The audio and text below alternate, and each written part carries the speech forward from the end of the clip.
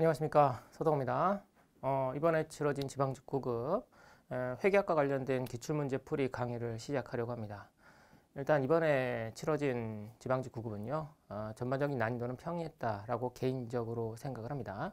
그 이유는 일단 계산 문제 자체에 함정이 별로 없었어요. 그래서 어느 정도 이제 기초를 탄탄하게 다지고, 그리고 이제 계산 문제에 어느 정도 숙달이 된 그런 수험생이라고 한다면 시험장에서 실수가 없었다는 전제 하에서 꽤 높은 점수를 얻지 않았을까, 그렇게 판단이 됩니다. 다만 이 말 문제 한 2개 정도가 상당히 조금 높은 수준으로 출제가 됐어요.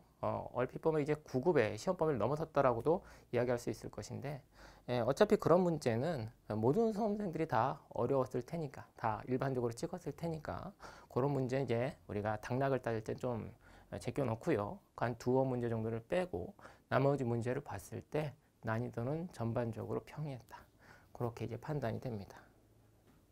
그럼 이제 한번 풀이해 보도록 할게요. 1번입니다. 주식회사한국은 2000X1년 7월 초에 현금 10,000원을 정기예금에 가입했답니다. 이자율은 10%고요. 1년짜리고 만기 일시 지급 조건이랍니다. 2000X1년 말 결산 시 정기예금에 대한 이자 수익을 장부에 기록하지 않았대요. 이러한 기말 수정 붕괴 누락이 2000X1년 말 자산과 2000X1년 당기 순이익에 미치는 영향을 바르게 연결한 것을 고르는 문제입니다. 기간 월할 계산하라고 친절하게 나와 있고요.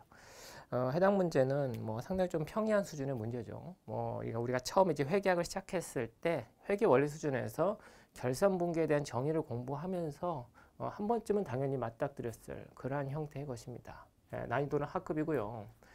기말 수정 붕괴 계산해 보면 보시다시피 이제 기본적으로 이제 10,000원의 가액이죠. 10,000원의 가액에서 1년 기준으로 10%를 준다라고 했지만 7월 1일부터 12월 말까지 기간 6개월이니까 전체 1년치 이자 중에 6개월치 이자 상당을 계산한 뒤에 결산 붕괴로 자산 500을 인식하고 이쪽에 수익 500을 인식하는 이런 결산 붕괴가 들어가야 된다 그 말이죠.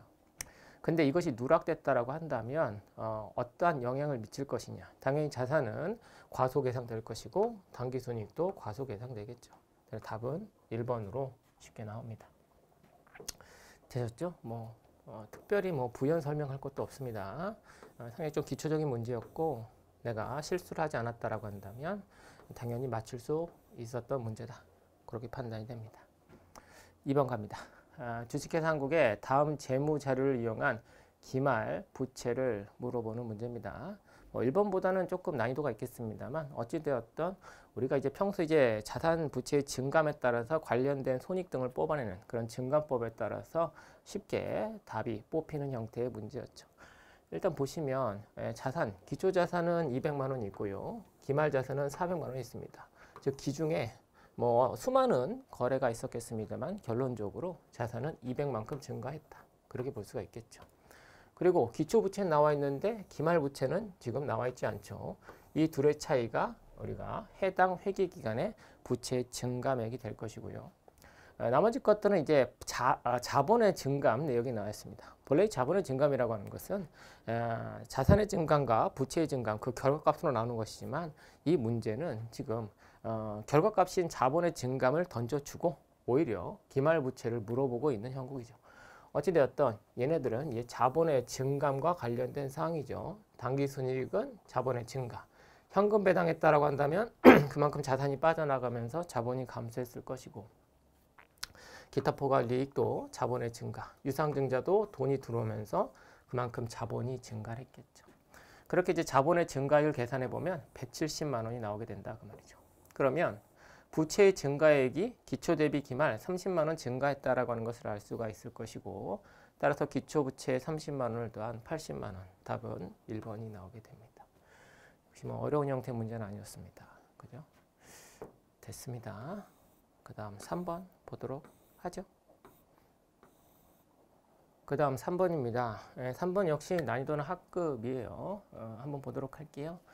주식회사한국은 2000X1년 초 액면금액 100만 원의 사채를 발행하였으며 발행 시부터 만기까지 인식한 총 이자 비용은 310263이다. 이렇게 나왔습니다. 일단 보시면 액면 이자율은 12%고 유효 이자율은 10%다. 한마디로 할증 발행됐구나. 일단 그렇게 감 잡으셔야 되겠고요. 일단 뭐 그것과 전혀 상관없이 지금 물어보는 것은 발행가액을 물어보고 있어요. 그러면 내가 찍더라도 결국 뭐 혹시 문제에 보기에 100만 원 밑에 금액이 나왔다 또는 100만 원이 나왔다라고 한다면 그 금액은 빼고 우리가 관련된 답을 찍어 주셔야 되겠죠. 근데 지금 같은 경우에는 모두 100만 원을 넘는 그러한 보기로만 주어져 있으니까 일단 계산도 없이 제낄 보기는 없는 상태입니다. 하지만 그렇다고 해서 우리가 당황할 필요는 없죠. 총 이자 비용에 대한 개념, 이걸 명확하게 우리가 공부했다라고 한다면 우리가 별 어려움 없이 관련된 답을 뽑아낼 수가 있는 것이죠. 우리가 회사채, 즉 사채를 공부할 때 그냥 삼각표만을 달달달 아주 기계적으로 외워서 관련된 각 기간의 이자 비용만을 계산하는 식의 학습을 하신 분이라고 한다면 이게 도대체 무슨 문제야? 이렇게 이제 받아들이실 수도 있었겠습니다만 우리 이미 다 공부했잖아요. 결국 이제 총 이자 비용이라고 하는 건 결국 내가 사채를 발행하면서 상대방한테 얻은 돈 그리고 앞으로 내가 상대방한테 지급할 전체 명목 금액 그 차이가 결국 내가 인식할 전체 총 이자 비용이다. 다만 이 전체 총 이자 비용을 우리가 유효 이자율법에 따라서 각 기간마다 나누어서 인식하는 것일 뿐이다. 그렇게 우리가 공부를 했었죠. 따라서 지금 발행가액을 물어보고 있습니다. 보시면 앞으로 내가 상대방한테 지급할 전체 명목 금액을 일단 계산해 보죠. 보시면 일단 상대방한테 만기에 100만 원 줘야 되겠고요. 그리고 매기말 10만 원씩 3번을 줘야 돼요. 즉 130만 원을 내가 상대방한테 줘야 된다 그 말입니다. 그런데 내가 상대방한테 얼마를 받았는지 모르겠지만 이 두 금액의 차이가 내가 3년간 인식할 총 이자 비용으로서 310263이 계산되었다. 이렇게 뽑히는 거 아니겠습니까? 그래서 사채 발행 금액을 계산해 보면 100만 원 더하기 12만 원 곱하기 3, 즉 136만 원에서 310263을 빼서 간단하게 답이 뽑히게 됩니다. 그래서 1049737 답은 1번이 되는 거죠. 그죠? 역시 뭐 개념만 명확하게 가지고 계신 분이라고 한다면 어렵지 않게 답을 맞히셨을 것이고요. 내가 사채에 대한 이해가 조금 부족했다. 기계적으로 그냥 유효 이자율법에 따른 삼각 스케줄표에 따른 이자 비용만을 무턱대고 계산하신 분이라고 한다면 다소 조금 당황했을 문제였다라고 판단이 됩니다. 됐고요. 4번 보죠. 주식회사 한국은 2000X년 1월 초 A사 지분 상품을 10,000원에 매입하면서 매입 수수료 500원을 현금으로 지급하고 기타 포괄 손익 공정가치 측정 금융자산으로 분류했답니다. 원래 이제 지분 상품이라고 하는 것은 FVPL 금융자산으로 분류하는 것이 원칙이겠습니다만 선택에 따라서 FVOCI로도 분류가 가능하죠. 그때 이제 FVOCI로 분류됐다라고 한다면 결국 취득가액은 1,500원이 되는 것이죠. 그죠?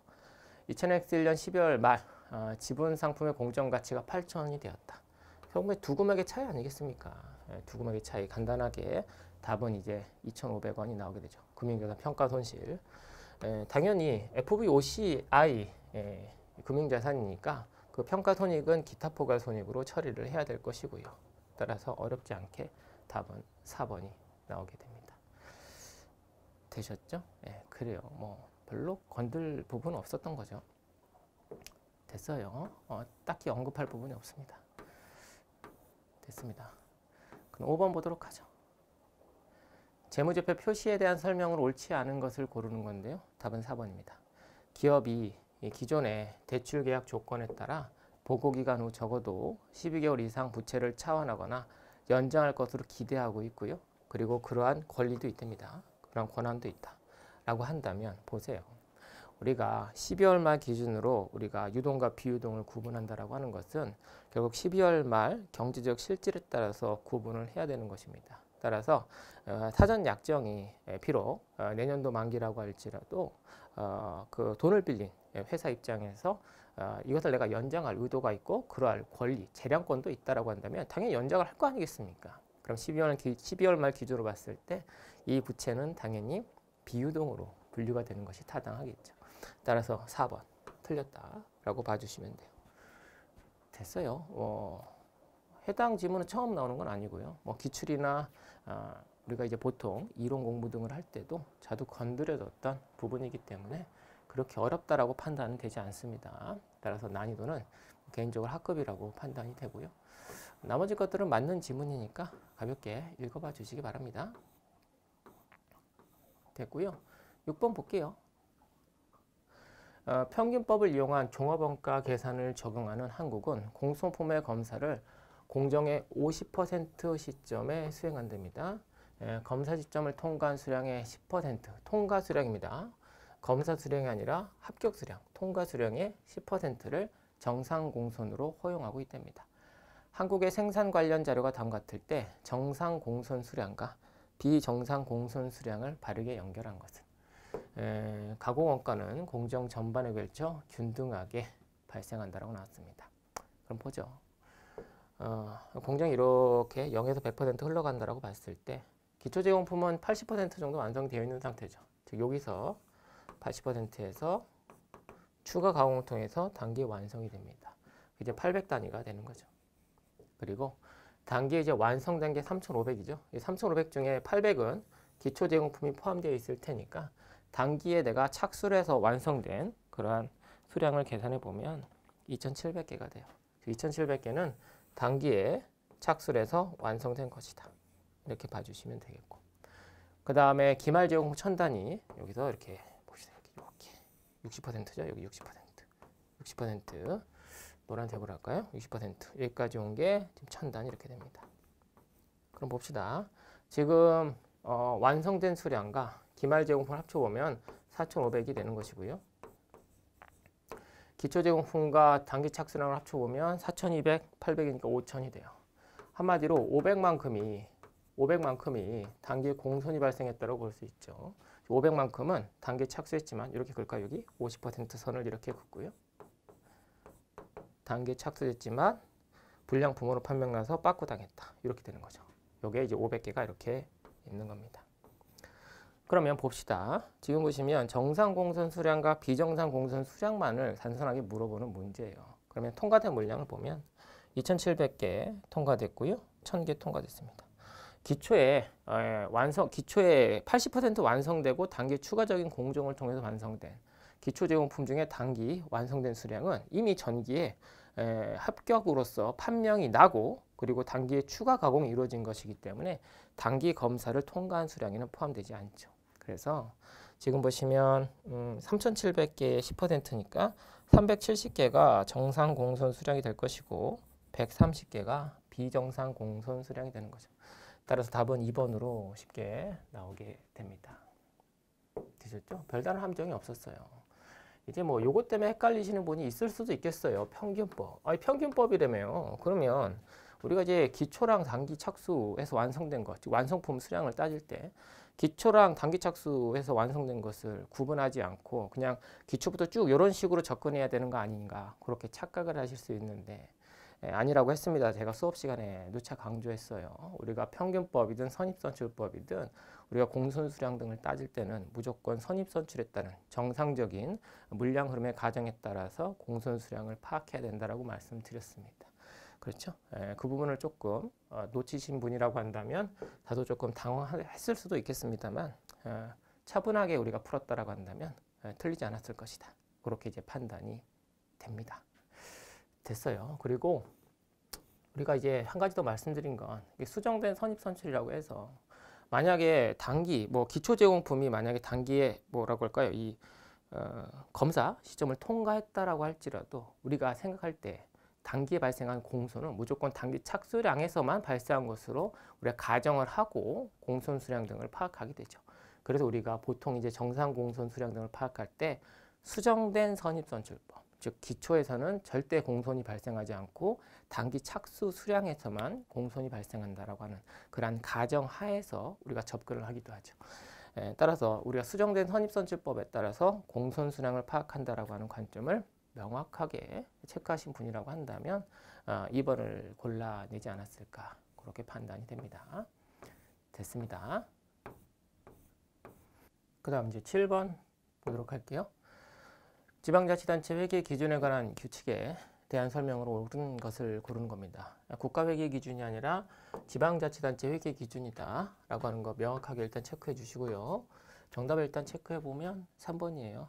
부채의 가액은 회계 실체가 지급 의무를 지는 채무액을 말한다. 당연한 내용 되겠고요. 그러한 채무액은 규칙에서 정하는 것을 제외하고는 만기 상환가액으로 함을 원칙으로 한다.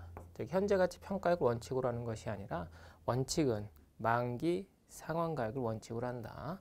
반드시 좀 체크해야 될 사항이었고요. 간단하게 답은 3번으로 나오게 됩니다. 즉 구석진 곳을 건든 건 아니고요. 우리가 공부한 일반적인 지방자치단체 회계 기준에 관한 규칙, 거기서 나온 문제였습니다. 하지만 여러분들이 아무래도 재무회계나 또는 이제 원가회계 쪽에 조금 더 치중해서 공부하다 보니까 아무래도 정부회계는 조금 등한시할 수밖에 없다는 그런 판단하에서 난이도는 한 중급 정도로 했습니다만 문제 자체만 보면 그렇게 어려운 문제는 아니었어요. 답은 3번이고요. 나머지 것들 한번 보도록 할게요. 1번입니다. 부채는 유동부채, 장기차입부채, 장기충당부채, 장기충당부채 아닙니다. 그죠? 우리가 국가회계 기준과 지방자치단체 회계 기준을 비교해 가면서 그 차이를 조금 체크해 주실 필요가 있다라고 했죠. 우리가 장기충당부채로 이렇게 별도의 카테고리로 구분해 가지고 기재하는 것은 국가회계 기준, 그죠? 하지만 지방자치단체 회계 기준은 장기충당부채를 별도로 구분해서 기재하지 않습니다. 그래서 1번 틀렸고요.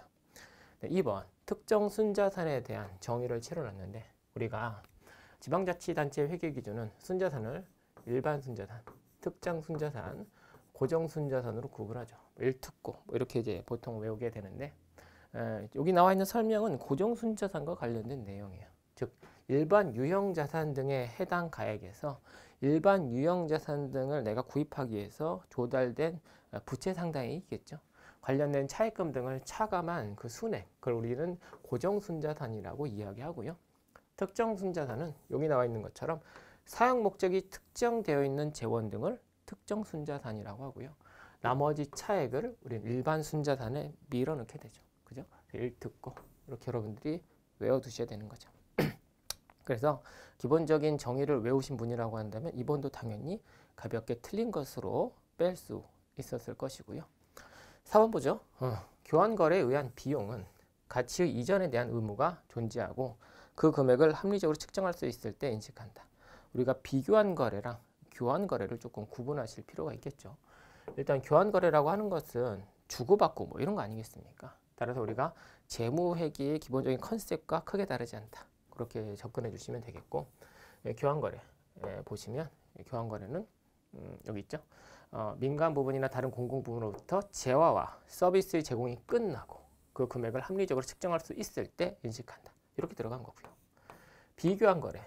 아마 지금 같은 경우 비용이니까 상대방한테 무언가 받은 거 없이 무언가를 줘야 되는 뭐 그런 케이스겠죠. 그런 경우에는 기부금 등으로서 가치 이전에 대한 의무가 존재하고 그 금액을 합리적으로 측정할 수 있을 때 인식한다. 즉 한마디로 보기 4번은요. 비교환 거래와 교환 거래의 단어를 살짝 바꿔서 낸 지문이라고 봐주시면 돼요. 사실상 제가 뭐 쉽게 얘기했지만 그래요.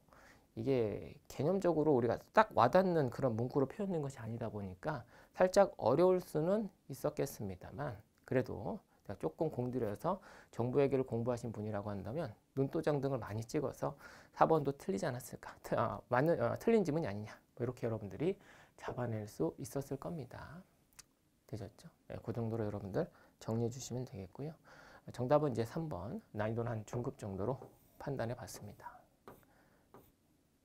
됐고요. 8번 보도록 할게요. 단일 제품을 생산 판매하는 주식회사 한국은 2000X1년에 영업을 시작해서 당해년도에 제품 200단위를 단위당 1,000원에 판매했답니다. 공원이익률은 40%고요. 영업 레버리지도가 5다. 손익분기점 판매량을 물어보고 있습니다. 일단 뭐 난이도는 중급 정도로 했어요. 별다른 함정은 없습니다만 그래도 우리 공원이익, 그 다음에 손익분기점 판매량, 뭐 영업 레버리지도 다양한 정의 등을 섞어서 물어보는 형태의 문제이기 때문에 상급은 절대 아니지만 그래도 하급으로 보기도 좀 어려울 것 같아서 중급 처리했습니다. 일단 공원이익을 한번 보도록 할게요. 공원이익을 보면 200단위를 팔았다라고 나왔죠. 하나당 판매가는 1,000원이다. 그런데 공원이익률은 40%라고 했으니까 200단위 팔았을 때 공원이익은 8만 원이다 라고 하는 것을 알 수가 있어요. 그리고 영업 레버리지도가 5라고 나왔어요. 그럼 영업 레버리지도라고 하는 것은 어떤 숫자를 의미하는 것이냐? 공원이익, 영업이익, 즉 영업이익과 공원이익의 그 비율이라고 해야 되나요? 한마디로 공원이익 나누기 영업이익을 여러분들이 영업 레버리지도로 반드시 외워두셔야 여러분들이 답을 뽑을 수가 있을 텐데요. 일단 공원이익이 8만 원이 나왔기 때문에 영업 레버리지도를 통해서 영업이익이 16,000원이라고 하는 것을 쉽게 뽑을 수가 있어요. 영업 레버리지도의 개념을 알고 계신다라고 한다면 영업이익까지 쉽게 뽑을 수가 있다. 그리고 이것을 통해서 고정원가가 얼마인지도 쉽게 뽑을 수가 있는 것이다. 한마디로 개념을 알고 계시면 쭉 계산을 통해서 고정원가까지 계산이 착착착 진행됐을 것이고, 내가 개념을 조금 불투명하게 알고 있거나 모르는 상태였다라고 한다면 조금 많이 당황하지 않았을까, 그렇게 판단이 됩니다. 어찌되었던 공원이익과 영업 레버리지도라고 하는 개념을 통해서 고정원가까지 뽑았고요. 그러면 고정원가까지 뽑았으면 이거 다 뽑은 거죠. 그죠? 손익분기점 판매량, 하나당 판매가는 1,000원이고요. 이거 하나 팔 때마다 내 손에 떨어지는 돈은 400원. 왜냐하면 공원이익률이 40%니까 하나 팔 때마다 내 손에 떨어지는 돈은 400원이다. 단위당 공원이익은 400원이다. 내가 몇 개를 팔았을 때 고정원가를 커버할 수 있을 것이냐. 계산해 보면 160단이다. 이렇게 계산이 되죠. 답은 4번으로 나오게 됩니다. 아시겠죠? 됐습니다. 됐어요. 이와 유사한 형태의 문제들, 우리가 뭐 기출이나 또는 이제 모의고사 등을 통해서 조금 착실하게 준비하신 분이라고 한다면 유사한 형태 문제를 조금 풀어보시지 않았을까, 그렇게 판단도 됩니다. 됐고요. 9번 보도록 할게요. 주식회사 한국은 2000X1년 10월 초 기계장치를 10만 원에 취득한 후에 2000X2년 1월 초 3만 원에 자본적 지출을 했답니다. 그러니까 원래 이 가격 주고 샀는데 1년 지나고 나서 1년이 아니네요. 그죠? 10, 11, 12, 3개월 지나고 나서 3만 원을 추가적으로 지출했다. 이렇게 되는 것이고요. 그 결과 2000X2년 1월 초 기계장치 내용연수는 10년, 그 다음에 잔존 가치는 5만 원으로 추정됐다. 이렇게 나왔습니다. 그죠? 이거 잘 보셔야 돼요. 이게 개인적으로 조금 이 내용연수라고 하는 것에 대해서 조금 단어 하나 정도가 빠진 것 같은데 이걸로 추가해 볼게요. 잔존 내용연수. 즉 이 시점 기준 잔존 내용연수. 우리가 문제에 따라서 자본적 지출을 통해서 내용연수가 증가했는데 그 내용연수가 기존에 5년이었는데 10년이 됐다. 또는 그 투입 시점을 기준으로 해서 잔존 내용연수가 10년이 됐다. 이런 식으로 이제 표현이 달라질 수 있거든요. 근데 이 문제의 풀이상 여기는 그냥 내용연수가 오면 안 되고 잔존 내용연수라고 이렇게 언급을 해주는 것이 보다 명확하지 않았을까, 그렇게 판단이 됩니다. 무슨 말인 거 아니? 이거죠. 예를 들어서 5년짜리 기계장치에 있었다고 가정해 볼게요. 그럼 1년이 딱 지났어요. 1년이 딱 지난 시점에 이제 앞으로 이제 4년이 남아 있는 거죠. 잔존 내용연수가 4년이 남아 있는 상태에서 자본적 지출이 투입됨에 따라서 보세요. 투입됨에 따라서 잔존 내용연수가 6년으로 연장됐다. 또는 두 번째, 내용연수가 6년이 되었다. 이렇게 두 가지 형태로 물어볼 수가 있는데, 만약에 기존의 내용연수가 5년에서 6년으로 바뀌었다. 즉 6년이 되었다라고 한다면 결국엔 이 시점 기준으로 1년이 연장됐다는 이야기가 되는 것이고, 투입과 함께 이 시점 기준으로 잔존 내용연수가 6년이 됐다라고 하는 것은 결국 2년치가 연장됐다. 그렇게 판단이 될 수가 있어요. 그래서 우리가 보통 이제 문제집을 풀거나 또는 이제 조금 확실한 문제 등을 풀 땐 저게 내용연수인지 잔존 내용연수인지를 반드시 구분해가지고 여러분들이 접근을 하셔야 되는데, 이 문제에 그냥 언급된 단어를 보면 그냥 내용연수로 언급이 되어 있어요. 그래서 얼핏 보면 지금 4년짜리가 지금 3개월이 지난 시점에서 자본적 지출을 통해서 10년짜리로 바뀌었다. 따라서 잔존 내용연수는 10년에서 3개월을 뺀 해당 숫자가 돼야 되지 않을 것이냐. 그 상당히 좀 어려운 문제다. 그렇게 이제 받아들이실 수도 있겠는데, 정작 풀을 해보시면요. 여기서 말하는 내용연수라고 하는 것은 2000X2년 1월 초 잔존 내용연수를 출제자는 의도하고 문제 낸 것이다. 그렇게 봐주시면 되겠습니다. 아시겠죠? 그렇게 해야 답이 나와요. 아시겠죠? 저걸 만약에 내용연수가 10년에서 지금 내용연수 연장돼서 10년이 됐는데 10월 초부터 10, 11, 3개월 빠지니까 9년하고 9개월인가요? 9년 9개월이 남아있는 것이구나. 그런 식으로 접근했다라고 한다면 보기에 관련된 답 자체도 없습니다. 아시겠죠? 그래서 출제자는 잔존 내용수를 염두하고 문제를 구성한 것이다. 그렇게 접근해 주시면 되겠습니다. 그럼 한번 들어가도록 하죠. 여기 잔존 내용연수라고 한다면 뭐 어렵지 않아요. 일단 3개월치 감가상각비를 일단 인식하셔야 되겠죠. 원래 이제 8만 원짜리였고요. 그리고 연수학기법이니까 1 더하기 2 더하기 3 더하기 4, 한마디로 10분의 4, 40% 상당의 8만 원에 40%면 32,000원인가요? 32,000원이 1년치에 대한 상각이길 텐데 지금 2000X 1년은 10, 11, 12 3개월밖에 지나지 않았기 때문에 12분의 3을 해주는 거죠. 따라서 2000X 1년 감가상각비는 8,000원이 나오게 됩니다. 그러면 2000X 2년 우리가 장부가액을 따져보면 10만 원에서 일단 8,000원이 차감된 금액에 3만 원이 추가적으로 지출이 됐으니까 12만 2천 원이라고 하는 장부 금액이 도출될 것이고 요걸 마치 취득가액처럼 취급하면서 10년 잔존가치 5만 원을 추정해서 우리가 감가상각을 수행해 주시면 되는 것이죠. 그죠? 그죠? 감가상각 방법도 이제 정액법으로 바뀌었으니까 우리가 쉽게 계산할 수가 있는 것이죠. 그래서 12만 2천 원에서 잔존가치 5만 원 빼주시고요. 저 때부터 즉 2000X 2년 1월 1일부터 이제 10년이라고 하는 잔존 내용 연수가 있는 것으로 가정하게 되면 겨우 1년치 10분의 1을 적용했을 때 7,200원이라고 하는 금액이 뽑히게 됩니다. 따라서 답은 1번 이렇게 나오게 되는 거죠. 아시겠죠? 가끔 이제 문제를 풀다 보면 출제자의 의도에 맞추어서 여러분들이 가지고 있는 뭐라고 할까요? 문제 틀을 살짝 변형해서 접근해야 되는 경우도 있습니다. 아시겠죠? 됐어요. 출제자의 의도는 잔존 내용 연수였다. 그렇게 봐주시면 됩니다. 됐어요. 그리고 여기 보면 상각은 뭐 월할 상각하는 그런 말도 없잖아요. 그래도 그냥 뭐 우리가 보통 이제 문제에서 월할 상각으로 문제풀이를 하니까 월할 상각을 전제로 두고 여러분들 접근해 주시면 됩니다. 됐습니다. 그렇게 넘어가시면 되겠고 그 다음 이제 10번입니다. 일단 난이도는 상급이에요. 그래서 여러분들이 실제 시험장에서 해당 문제 틀렸다라고 할지라도 전혀 좌절하시거나 자책하시거나 그러실 필요가 없는 그 정도의 난이도라고 판단이 되고요. 일단 뭐 문제에서 문제가 출제가 됐던 부분이니까 관련된 주제를 살짝 건드려는 볼게요. 근데 개인적으로 크게 신경 쓰지 않으셔도 되는 주제라고 판단이 됩니다. 일단 뭐 희석주당 이익과 관련된 내용이 대부분을 이루고 있는데 일단 희석주당 이익의 개념부터 가볍게 설명드리면 우리가 주당 이익이 계산이 되게 되면 이 주당 이익을 한번 보수적으로 한번 평가해 보자. 뭐 예를 들어서 이런 거죠. 스탁 옵션이 있는데 이 스탁 옵션이 만약에 행사됐다라고 한다면 즉 실질적으로 아직 행사되지 않았지만 행사됐다라고 한다면 이 주당 이익은 얼마까지 떨어질까? 한마디로 행사됐다는 전제하에서 주당 이익을 최대한 보수적으로 계산해 보자. 그게 바로 희석주당 이익이거든요. 즉 우리가 아직 행사되지 않은 옵션 등이 행사됐다는 전제하에서 보수적으로 계산해 보는 것이 희석주당 이익이다. 그런데 회사가 발행한 옵션이 하나 있었던 거예요. 스탁 옵션이 하나 있었던 거죠. 근데 이 스탁 옵션이 상당히 조금 독특한 스탁 옵션이었던 거예요. 보통 이제 옵션이라고 한다면 현금 결정이다. 한마디로 향후 현금으로 결제하거나 또는 주식 결정이다. 향후 이제 주식으로 결제하거나 뭐 이렇게 딱딱 떨어지는 형태의 것을 공부했을 텐데 이 스탁 옵션은 좀 별난 거였어요. 선택권이 있었던 거죠.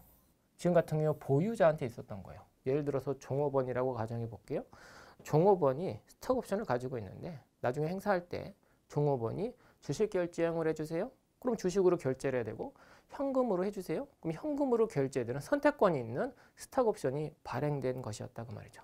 다행히 아직까지는 행사가 되지 않고 있는 상황인데 만약 얘가 행사됐다라고 한다면 주당이익이 떨어졌을 것이고 그에 따른 희석주당이익을 한번 계산해 보고자 합니다. 그러면 기업 입장에서 총업원이 주식 결제형으로 행사를 할까? 현금 결정으로 행사할까? 어떻게 행사할까? 아직 모르는 상태 아니겠습니까? 따라서 이런 경우에 희석 효과가 더 큰 것으로 행사했다는 가정 하에서 희석주당이익을 계산한다. 그러니까 2번이 맞는 거예요. 즉, 둘 다 계산해 봐서 즉 현금 결정, 즉 한마디로 현금 결정으로 행사했다는 전제하에서 희석주당이익을 계산해 보고 주식 결정으로 행사했다는 전제하에서 희석주당이익을 계산해서 희석 효과가 더 큰 것을 계산값으로 한다. 2번이 맞는 지문 되겠습니다. 그럼 뭐 이렇게 생각할 수도 있어요. 내가 관련된 내용을 잘 모르지만 당연히 2번이 맞는 지문 같아서 난 2번을 골랐고 이건 실력으로 맞춘 것이다. 그렇게 이제 생각하시는 분이 있을 수 있어요. 근데 그 말은 개인적으로 봤을 때 반은 맞고 반은 틀렸다라고 판단이 돼요. 왜냐하면 보세요. 지금 같은 경우에 보유자한테 선택권이 있다는 전제하에서 맞는 지문이잖아요. 근데 얘를 만약에 그 선택권이 보유자한테 있는 것이 아니라 기업한테 있다라고 한다면 완전히 다른 이야기가 돼요.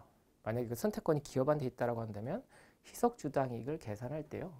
보통주로 결제됐다는 전제하에서 희석주당이익을 계산하게 됩니다. 아시겠죠?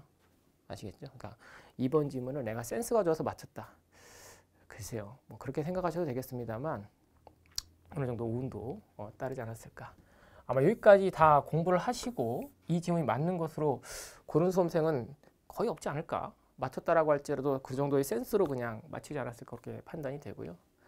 따라서 그렇게 맞추신 분은 이번 시험에 좀 운이 좀 많이 따랐다라고 판단이 되고 따라서 조금 더 너무 이제 과신하거나 그러실 필요 없고 이 문제 때문에 혹시 합격하시게 되면 뭐 영광에 여러분들을 이제 합격으로 이끄는 그런 영광스러운 문제가 될 것이고요. 혹시 틀렸다라고 할지라도 너무 어려운 문제니까 다시 한번 강조드리지만 신경 쓰실 필요는 없는 형태의 문제입니다. 어찌되었든 선택권이 누구한테 있느냐에 따라서 희석주당을 계산하는 방식 자체가 달라진다. 그렇게 접근해 주시면 되겠고요. 나머지 것들도 가볍게 봅시다. 1번 희석주당 이익을 계산할 때 희석 효과가 있는 옵션이나 주식 매입 선택권은 행사된 것으로 가정해요. 그래서 기본 주당 이익을 최대한 떨어뜨려 보자 그 말이죠. 희석 효과 있는 것들 다 때려 넣어서 그죠? 이 경우 권리 행사에서 예상되는 현금 이익액은 기말 종가가 아니라 평균 시장 가격으로 하죠. 그러니까 이것도 뭐 센스가 있으신 분이라고 한다면 기말 종가, 기말 평균가로 하지 않을까? 뭐 이런 이제 센스 하에서 1번이 틀렸다. 그렇게 이제 접근할 수는 있는 부분인데 명확하게 가져가십시오. 기말 종가가 아니라 평균 시장 가격입니다. 저도 모르게 가져가라고 했는데 가져가실 필요 없어요. 그냥 그렇다 그 말입니다. 평균 시장 가격으로 우리가 희석 주당 이익을 계산하게 되는 것이다. 3번 볼게요. 유통되는 보통 주식수나 잠재적 보통 주식수가 자본 전입 또는 무상 증자, 주식 분할로 증가하였거나 감소하더라도 비교 표시하는 기본 주당 이익과 희석 주당 이익을 소급하여 수정하지는 않는다. 무슨 말인가 이겁니다. 역시 뭐 크게 신경 쓰지 않으셔도 되는데 기본적인 컨셉 하에서 조금 더 깊게 들어간 내용이다 보니까 제가 좀 설명하려고 해요. 예를 들어서 기초에 천주가 있었다고 가정해 볼게요. 이 천주가 추가적으로 유상증자 등은 없었던 거예요. 쭉 1월 1일부터 12월 31일까지 쭉 존재했어요. 근데 7월 1일 날 예를 들어서 천주만큼의 무상증자가 있었다고 가정해 볼게요. 즉 대가 유입 없이 현금 등의 유입 없이 공짜 주식이 발행됐다. 그러면 여러분들이 이미 다 공부했겠지만 우리 가중평균 유통 보통 주식수를 계산할 때 이 천주는 원구주에 가산한다. 보통 이렇게 공부를 했죠. 따라서 기초부터 2천주가 있는 것으로 보고 가중평균 유통 보통 주식수를 계산하게 되는 겁니다. 그죠? 여기까지는 기본적으로 다 알고 계실 거예요. 그리고 조금 더 나가 볼게요. 해당 회계기간에 보통주에게 귀속되는 이익이 10,000원이라고 만약에 가정하게 되면 기본 주당 이익은 우리가 5원으로 쉽게 계산이 됩니다.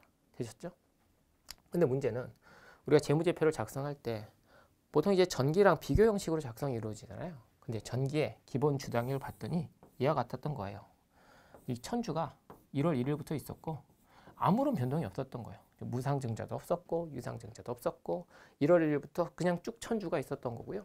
그리고 전기에 기본주에게 귀속되는 이익 역시 단기랑 동일하게 10,000원이었던 거예요. 그러면 우리가 전기 재무제표를 작성할 때 기본 주당 이익은 그렇죠. 10원으로 보고를 했을 겁니다. 그럼 봐요. 전기 저 10원이라고 하는 숫자를 별다른 수정 없이 단기의 기본 주당 이익은 5원이고요. 전기는 10원이었어요. 이렇게 비교 표시해서 공시를 하게 되면 자칫 이제 외부 정보 이용자는 오해를 할 수 있죠. 한 주당 귀속되는 이익이 반토막 났네? 그렇게 이제 오해할 수 있는데 절대 그런 게 아니잖아요. 단순하게 무상 증자를 통해서 가중평균 유통 보통 주식수가 증가하는 바람에 한 주당 귀속되는 이익이 5원으로 조정된 것일 뿐이잖아요. 따라서 비교 표시되는 전기의 기본 주당 이익도 관련된 요 천주죠. 천주를 반영해서 5원으로 수정해서 비교 표시한다. 그렇게 들어가는 겁니다. 그죠? 그래서 이제 3번은 틀렸어요. 소급 수정하지 않는다가 아니라 수정한다 라고 봐주시면 되겠습니다. 아시겠죠? 기본 주당이익뿐만 아니라 희석 주당이익도 마찬가지고요. 됐습니다. 그렇게 해주시면 되겠고요.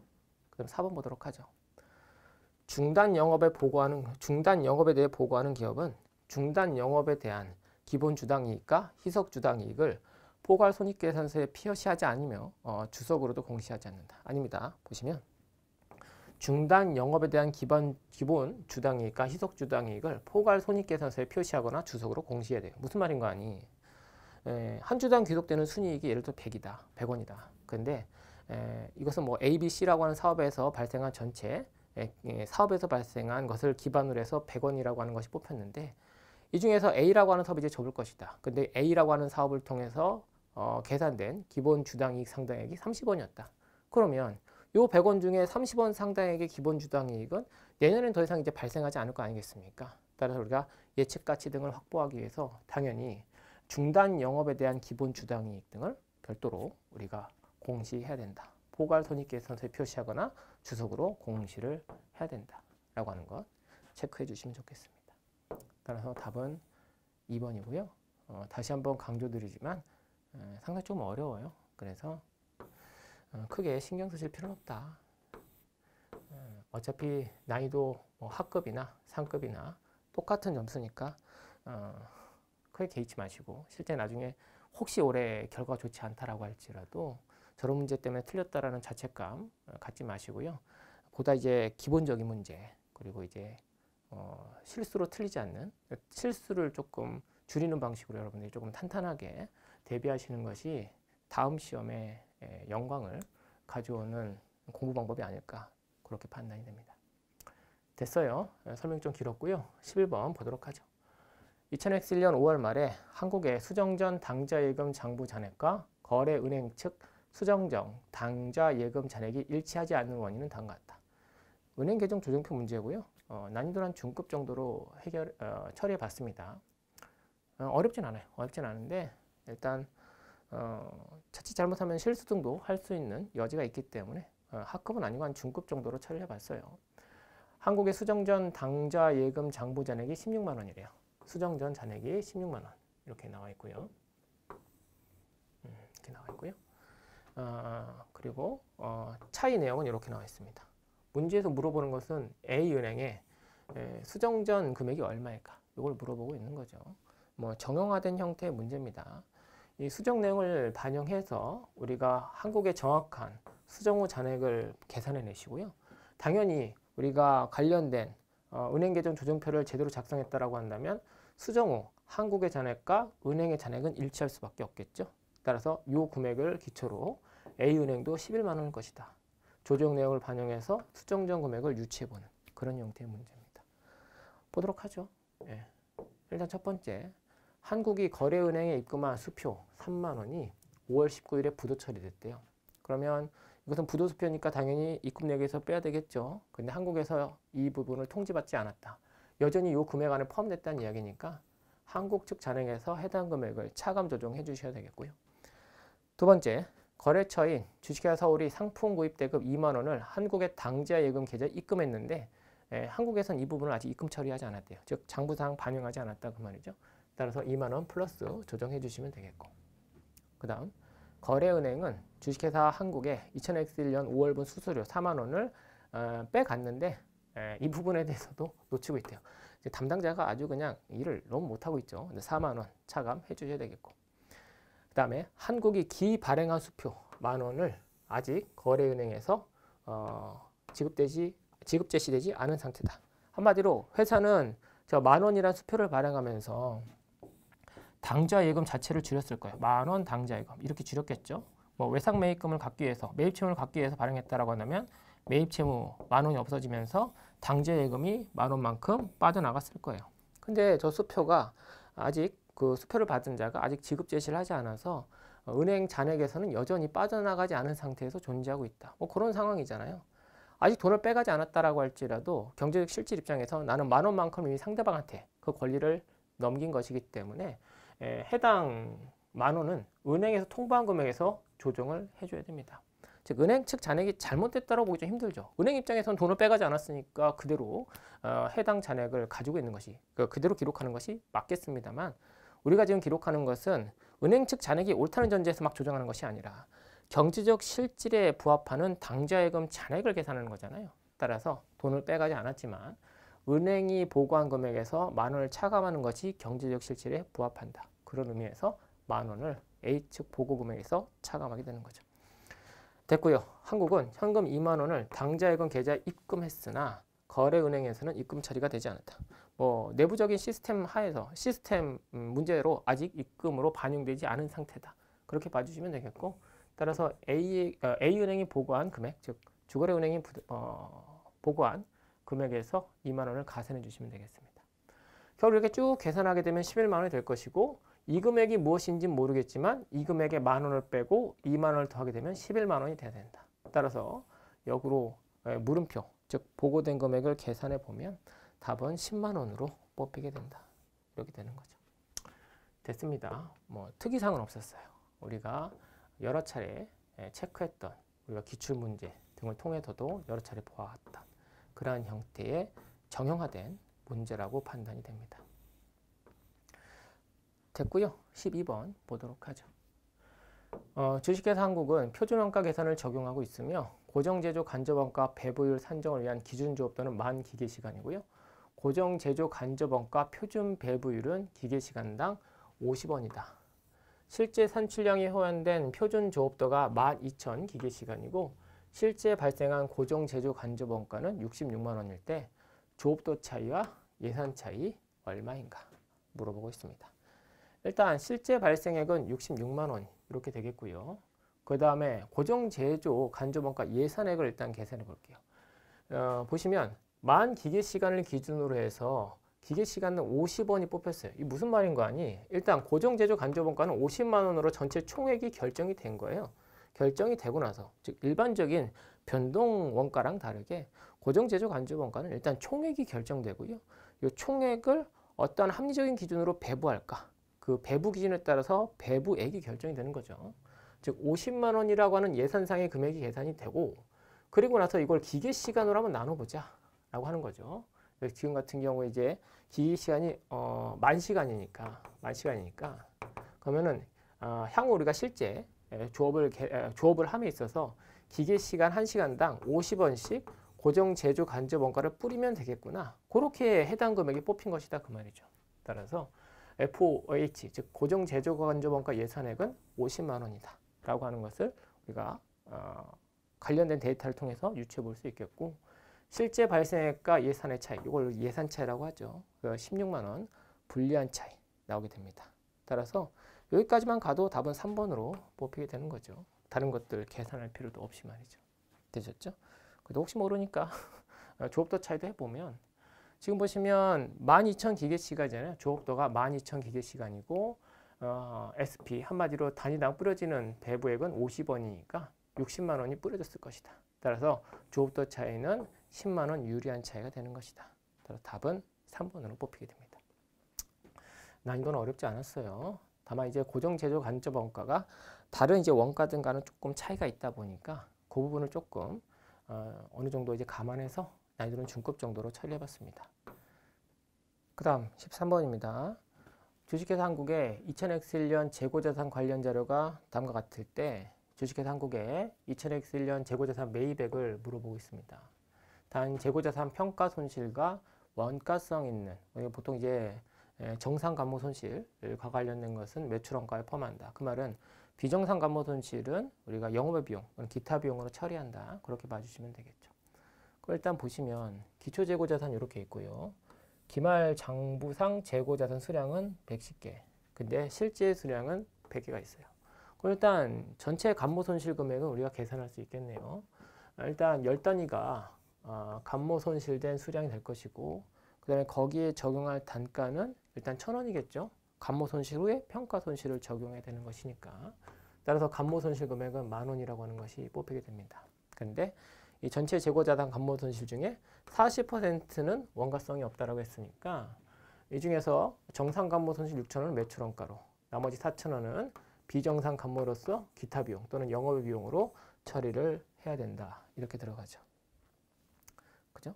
됐습니다. 그 정도 봐주시면 되겠고, 그 다음 볼게요. 포괄 손익계산서상 매출원가가 나왔어요. 그럼 이 매출원가라고 하는 것은 실제 팔린 부분에 대한 부분 당연히 들어갈 것이고, 그 다음에 정상 감모 손실, 한마디로 이 금액도 들어갈 것이고, 거기에 우리가 계산하지 않았지만 평가 손실도 반영된 한마디로 실제 판매, 정상감모, 평가 손실이 모두 반영된 결과값이 이렇게 툭 나와 있는 것을 확인할 수가 있어요. 따라서 우리가 지금 물어보는 것이 재고자산 매입액을 물어보는 것이다 보니까 굳이 평가 손실을 계산해서 집어넣고 그렇게 복잡하게 갈 필요가 없는 것이죠. 일단 기초 재고자산은 5만 원 나와 있고, 그죠? 이 부분을 내가 모르는 상태인데 매출원가, 즉 한마디로 정상감모 손실과 실제 판매된 것과 평가 손실을 모두 반영한 결과값이 65만 1,000원이다. 그리고 비정상 감모 손실은 4,000원이다. 이걸 계산했고요. 그 다음에 기말 재고 자산은 실제 재고 수량 이제 100단위에 우리가 평가 손실로 이제 1,000원 950원으로 다운시켰을 테니까 결국 기말 재고 자산으로 보고될 금액은 95,000원이 보고가 될 거예요. 그럼 잘 보세요. 대변의 합계 금액을 우리가 쉽게 뽑을 수가 있습니다. 65만 5천원에서 9만 5천원을 더하게 되면 얼마일까요?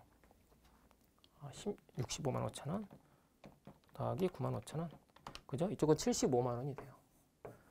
따라서 이쪽도 당연히 75만 원이 돼야 되겠죠.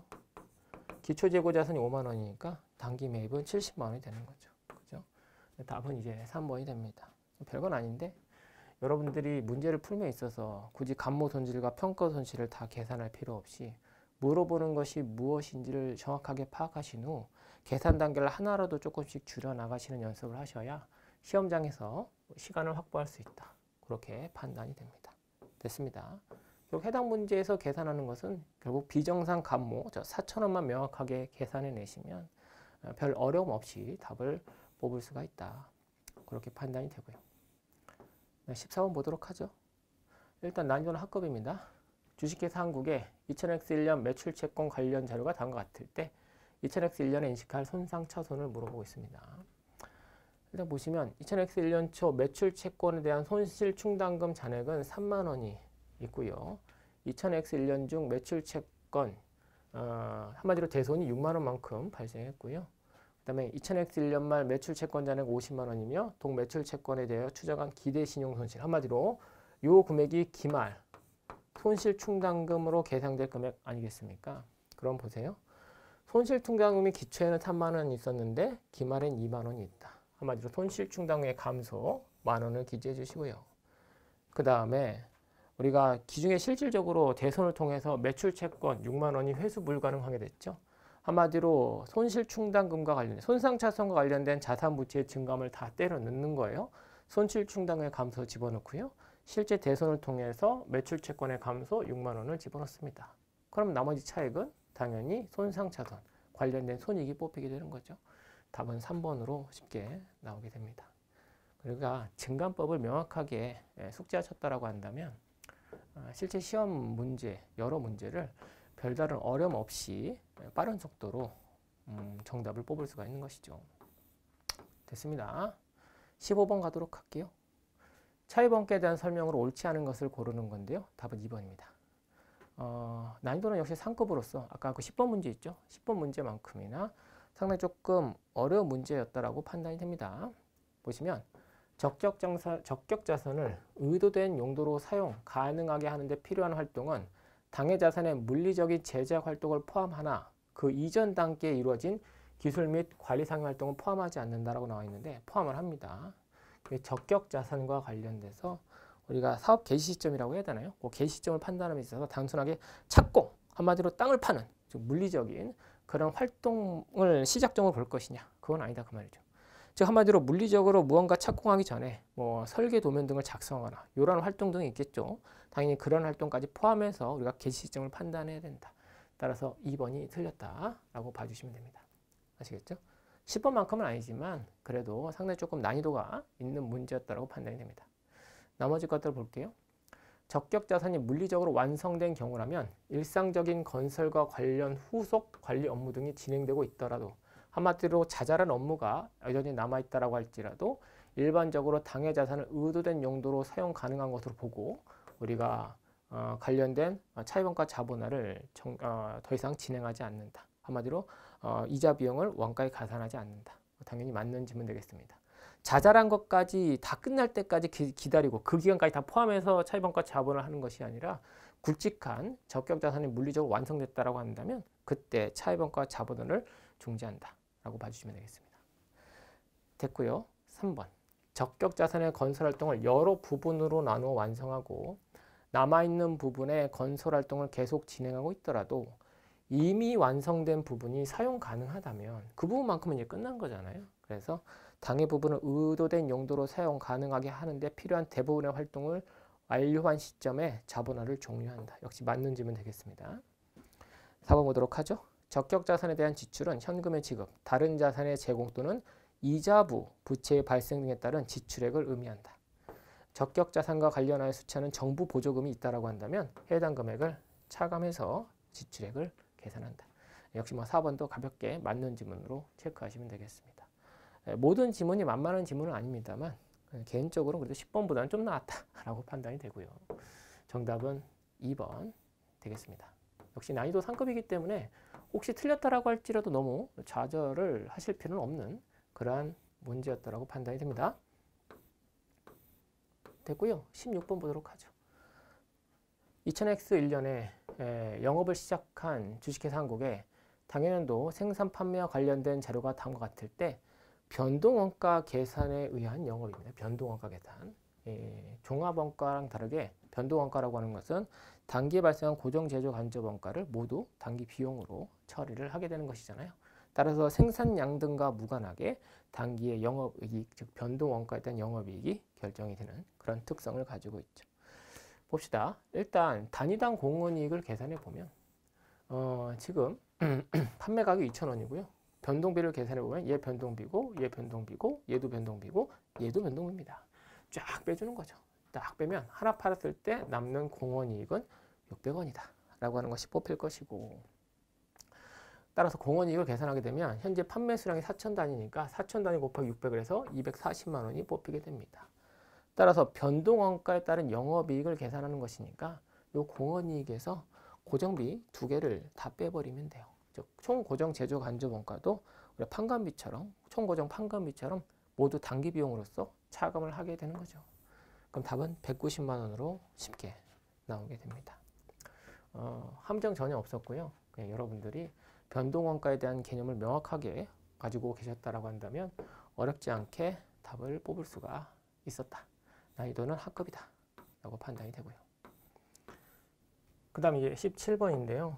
17번도 솔직히 말하자면 난이도 상급으로 놔도 전혀 문제가 없는 그 정도의 어려운 문제라고 판단이 됩니다. 다만 정답이 이제 3번이요. 조금 문장이 약간 어색하다고 해야 되나요? 보시면 회계 추정의 변경 효과에 대한 이야기를 하는데 갑자기 기타 포괄 손익이라고 하는 이야기가 나오면서 많은 수험생들이 좀 이상하다. 회계 추정의 변경에 기타 포괄 손익이 왜 나오지? 라고 하는 이제 그러한 감각을 통해서 3번을 이제 많이 골랐을 것이다 라고 하는 판단 하에 난이도를 이제 중급으로 처리를 했습니다. 다만 그러한 뭐라고 할까요? 개인적인 판단을 배제하게 되면 17번 문제도 쉽지는 않았다. 상급으로 처리한다라고 할지라도 전혀 어색하지 않았다. 그렇게 판단이 됩니다. 이번 시험은 말 문제가 좀 상당히 어려웠습니다. 보도록 하죠. 3번 틀린 질문 되겠는데요. 일단 무슨 내용이냐면 보죠. 회계 추정의 변경 효과가 변경이 발생한 기간과 미래 기간에 모두 영향을 미치는 경우래요. 무슨 말인가 하니 예를 들어서 감가상각 방법이 변경됐다라고 가정해 볼게요.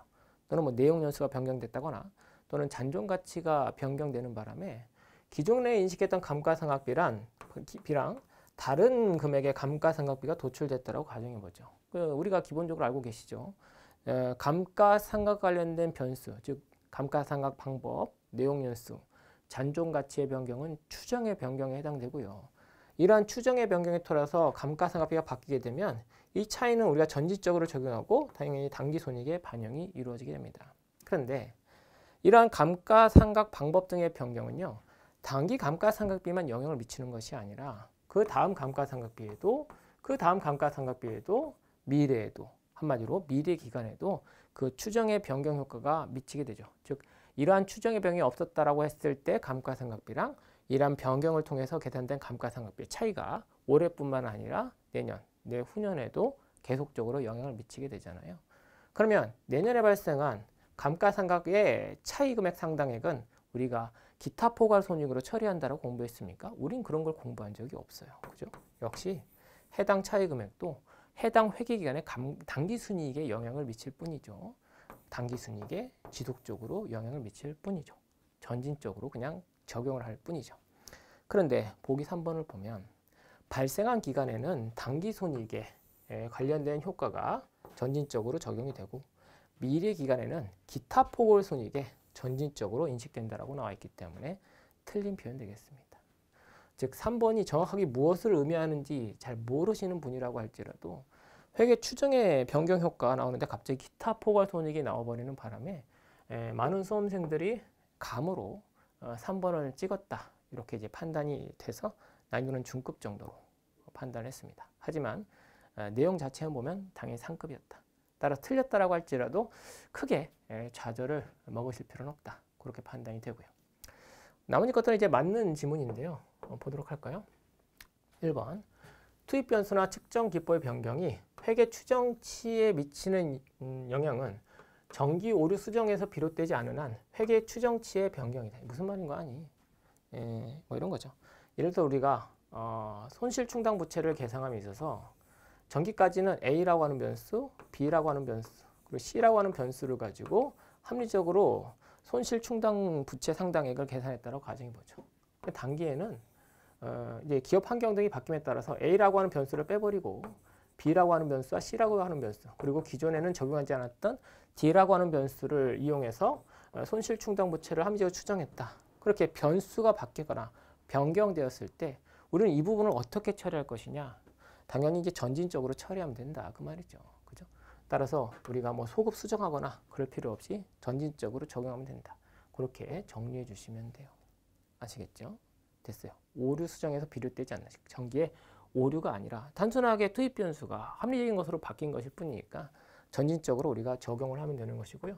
그 표현을 저런 식으로 기술한 것이다. 라고 봐주시면 돼요. 그 다음 2번 보죠. 기업의 재무상태, 재무성과 또는 현금 흐름을 특정한 의도대로 표시하기 위해서. 무언가 의도가 들어갔대요. 특정한 의도, 뭐 내가 우리 회사를 조금 더 이쁘게 보이기 위한 뭐 그런 의도 등을 가지고 중요하거나 중요하지 않은 오류를 포함하여 작성된 재무제표. 당연히 이건 쓰레기 재무제표죠. 근데 당연히 이런 쓰레기 재무제표는 한국재택국제회계 기준에 따라서 작성되었다고 할 수 없죠. 그죠? 당연한 내용 되겠습니다. 그죠? 뭐 세금을 절감할 목적으로 또는 투자를 유치받을 목적으로 내가 조금 분식회계를 했다. 그런 경우에는 중요하거나 중요하지 않은 오류를 포함해서 작성했다. 그걸 어떻게 한국재택국제회계 기준에 따라 작성됐다라고 표기할 수 있겠습니까? 2번은 당연히 아니고요. 4번 볼게요. 단기 중에 발견한 단기의 잠재적 오류는 재무제표의 발행 승인일 전에 수정을 합니다. 그죠? 아직 재무제표가 발행되지 않았다라고 한다면 당연히 수정해서 발행을 하면 되는 것이고요. 중요한 오류를 후속 기간에 발견한 경우 이러한 전기 오류는 당연히 이미 발행된 재무정보를 재작성해서 수정해야 되는 것이죠. 소급법에 따라서 재작성해야 된다. 따라서 4번도 맞는 질문 되겠습니다. 정답은 3번인데요. 다시 한번 설명드리지만 3번이라고 하는 것이 워낙 생뚱맞게 표현됐다 보니까 많은 수험생들이 맞췄다는 전제하에서 중급으로 처리를 해봤습니다. 됐고요. 18번 보도록 하죠. 다음은 지방자치단체 A의 2000X년 재무제표 작성을 위한 자료이다.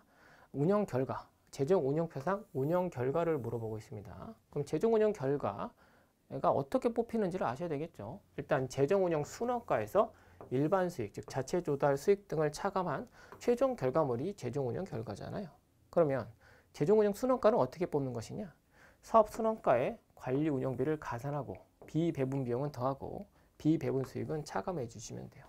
해당 문제는 학급으로 처리한 게 보시다시피 관련된 걸 툭툭 다 던져줬잖아요. 따라서 더하기 빼기만 제대로 여러분들이 해주시면 답이 알아서 나오기 때문에 학급으로 처리했습니다. 재정운영 순원가는 19만 원이 나올 것이고요. 이 재정운영 순원가 19만 원에서 일반 수익 지금 4만 원인가요? 4만 원을 차감해서 15만 원. 답은 2번으로 나오게 됩니다. 그죠?